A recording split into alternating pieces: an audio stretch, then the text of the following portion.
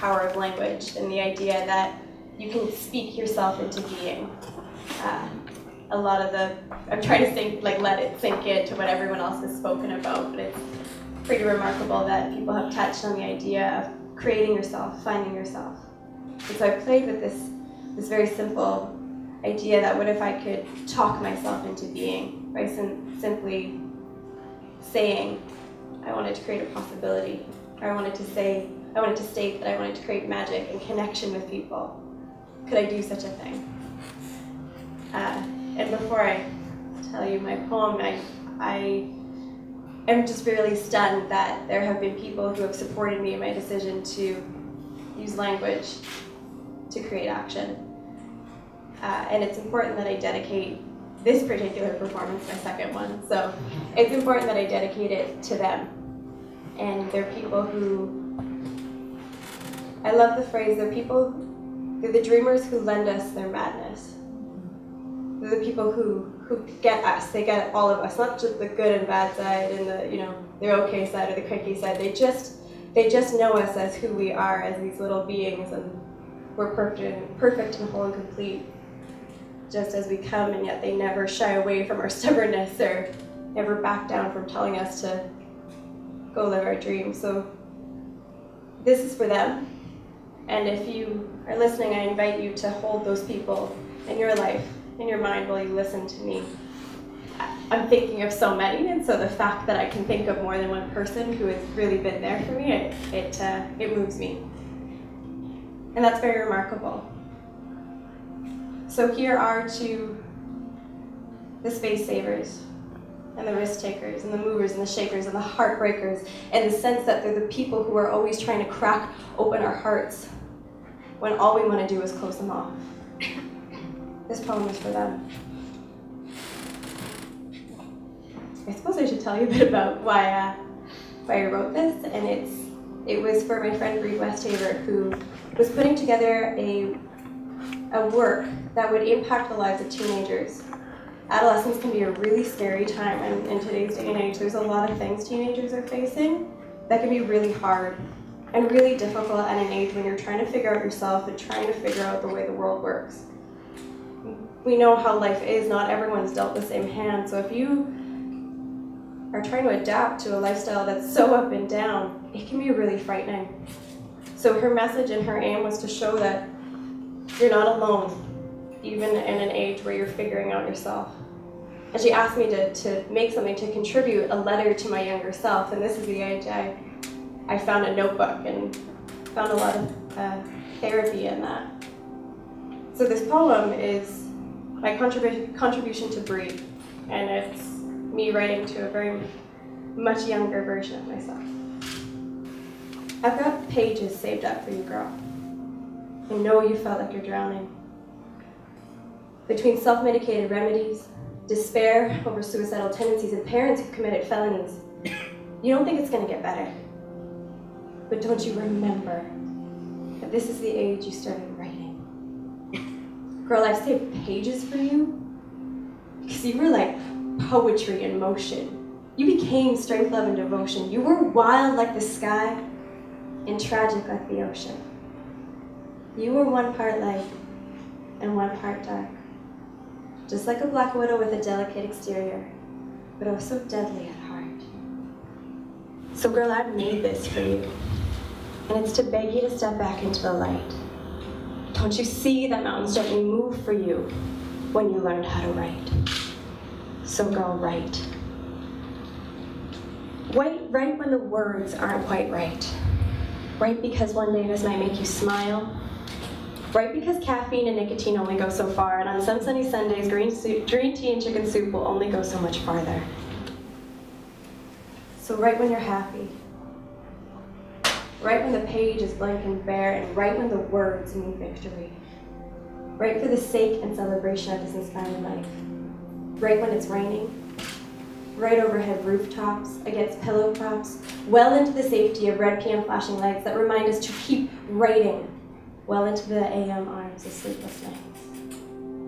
Write during the spark of some excellent idea that interrupts thoughts and tasks the same way that sudden realizations form off the tips of tongues and splash into the middle of conversations. just like tidal waves of epiphany. Write for days.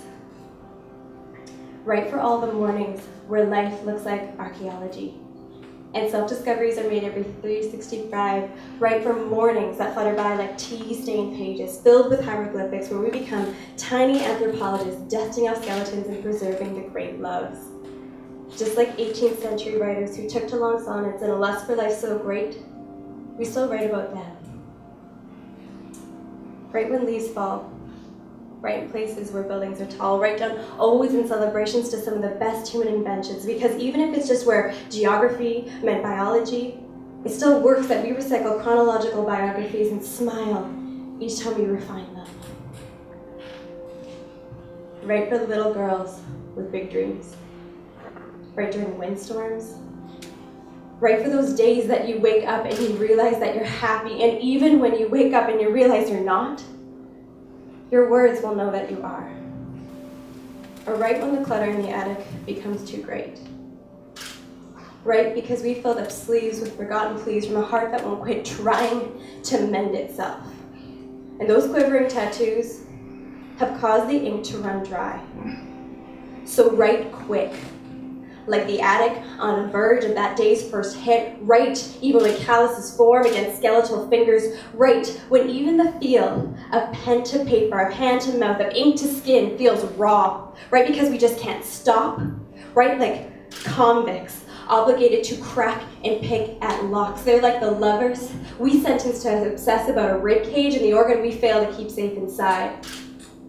They're the prisoners we keep behind bars of cobalt or nickel who continually etch at a heart that's long been brittle. So write, even when the noise escapes, and we can finally hear the prisoners from the attic who are tick-tocking and never stopping, and an endless onomatopoeia of potential heartbreaking. We keep safe keepsakes of memoirs and lockets stashed in our pockets, stolen scrapbooks that capture time, and hourglasses shattered on pages tattered because the meaning of our words still hide in our rhymes.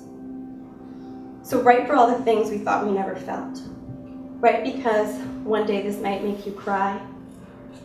Write because a legacy is all we ever may leave behind. And we seem to have a knack for bedtime stories. So write because all we ever wanted to say was goodbye before the night. And the bedtime stories act like embraces we don't want to end. Write because no one ever wanted to leave forgotten.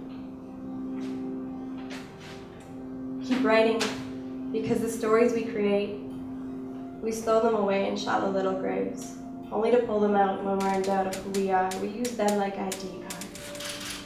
So the stories sneak out in whispers that our hearts like to sometimes let escape to our heads, and they always come begging forgiveness.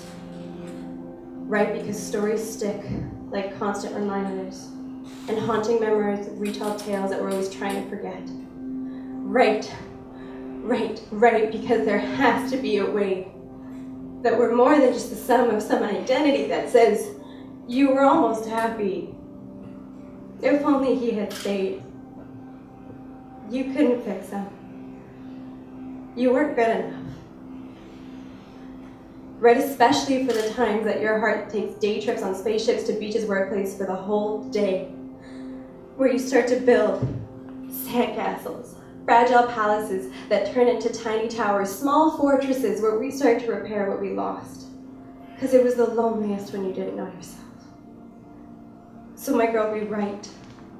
We write in order to keep fighting for our breath and our right to this soul and this life and this heart. We write about the small sandcastle homes that become our safety nets. And soon amongst the rubble we found around us, the skeletons and the scrapbooks, we let our hearts write little love notes. We read them later. And slowly, with hand to paper, while tentatively breathing, we come to realize that this is where we started. This is where we started healing. Thank you.